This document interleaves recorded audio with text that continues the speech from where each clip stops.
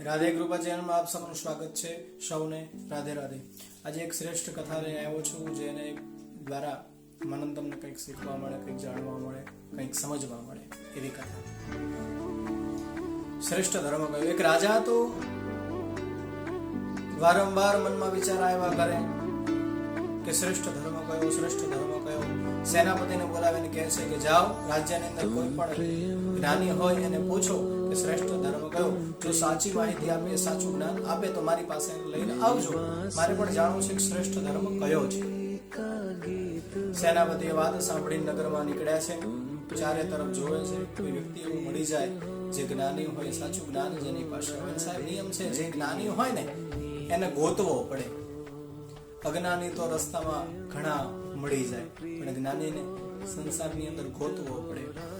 રાજાએ મોકલ્યા એટલે સેનાપતિ નીકળે પડ્યા. કોઈ મળ્યું તો પૂછીને કીધું કે જાઓ રાજા પાસે. ક્યાંક સારું લાગ્યું તો રાજા પાસે મોકલી દીધા. રાજાને કીધું કે રાજન, હું જ્ઞાની છું, શ્રેષ્ઠ ધર્મ કયો છે મને ખ્યાલ છે. તો કહે કઈ રીતે શ્રેષ્ઠ ધર્મ કયો શ્રેષ્ઠ ધર્મ છે? ત્યારે કીધું કે જે પણ ધર્મ સંપ્રદાયની વાત આવે એટલે પોતાનો સંપ્રદાય, પોતાનો ધર્મ ઊંચો કરી અને નીચે બીજાનો ખાડવાનું કામ કરે.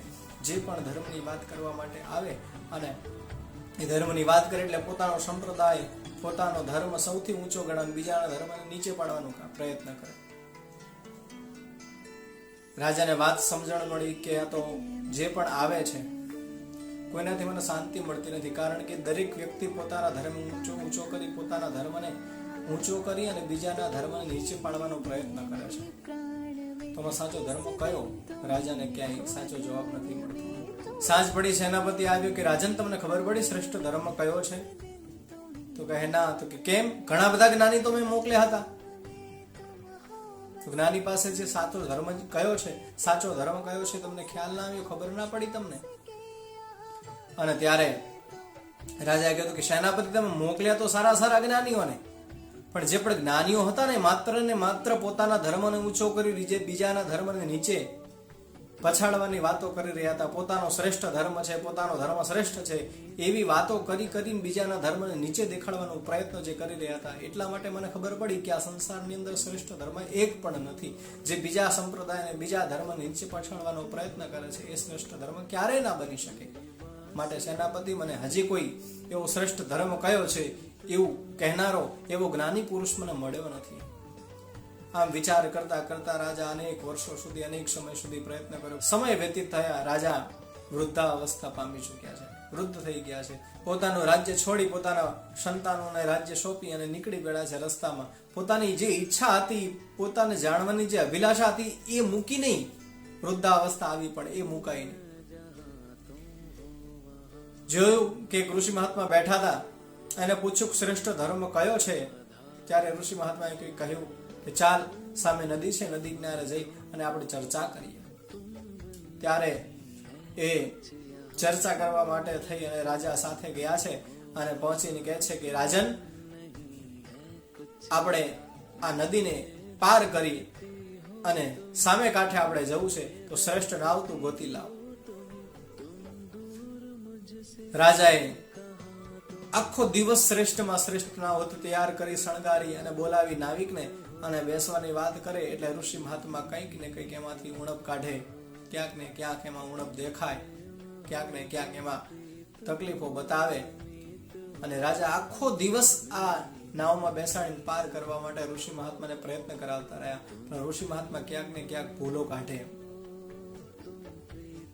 ઋષિ મહાત્માની વાતો સાંભળી અને રાજા કંટાળી ગયા, ક્રોધિત થઈ ગયા. પણ શું કરું, ઋષિ મહાત્મા છે, એની પર ક્રોધ કરાય નહીં. તો કહે ઋષિ મહાત્માને કહ્યું કે મહાત્મા, આટલી બધી શ્રેષ્ઠ નાવો ગઈ, તમે નાવમાં બેસવા તૈયાર નથી, તો ચાલો ને, આ નદી ક્યાં મોટી છે, એટલી મોટી કે જે આપણે તરી ના શકીએ, નાની અમથી એવી નદી છે. ચાલો ને આપણે તરીને ચાલ્યા જઈએ, સામે કાંઠે જવું છે ને, આપણે વાર નહીં લાગે, ચલો ને. ત્યારે ખડખડાટ ઋષિ મહાત્મા હસી પડ્યા અને કહ્યું કે રાજન, હું તને એ જ સમજાવવા માંગતો હતો, એ જ બતાવવાનો પ્રયત્ન કરી રહ્યો હતો કે તું જેમ કહે છે કે સામે જે નદી છે એને પાર કર્યું તો વાર ના લાગે, નાની અમથી નદી છે, ચલો ને તરીને પાર કરી લઈએ. એવી જ રીતે તું એમ કહે છે કે શ્રેષ્ઠ ધર્મ ધર્મની કોઈ દિવસ શ્રેષ્ઠતા જાણવાનો પ્રયત્ન ના કરવો જોઈએ. ધર્મ હંમેશા શ્રેષ્ઠ જ હોય અને પોતાની શ્રેષ્ઠતા જે ધર્મ બતાવે એ ધર્મ ના કહેવાય, કારણ કે ધર્મ સ્વયં શ્રેષ્ઠ છે. માટે જે ધર્મ શ્રેષ્ઠતાની વ્યાખ્યાની કરવાની જરૂર નથી પડતી. માટે ધર્મ કોઈ દિવસ શ્રેષ્ઠ કે અશ્રેષ્ઠ હોતો જ નથી. ધર્મ એ ધર્મ જ હોય છે. રાજા જેવી રીતે તું કહે છે કે સામે કાંઠે આપણે જવું છે અને આપણે જાતે તરી અને સામે કાંઠે ચાલ્યા જઈએ, નાની નદી છે, એવી જ રીતે ધર્મ છે ને, ધર્મની અંદર નિયમોનું પાલન કરી કરી અને આ સંસારને તરવાનો પ્રયત્ન જે કરાવે છે એ શ્રેષ્ઠ ધર્મ છે. અને મારો ને તમારો ધર્મ એક જ છે કે જે મને તમને આ જીવનના સંસાર જીવનમાંથી પાર કરી અને ઈશ્વર તરફ ગતિ કરાવે.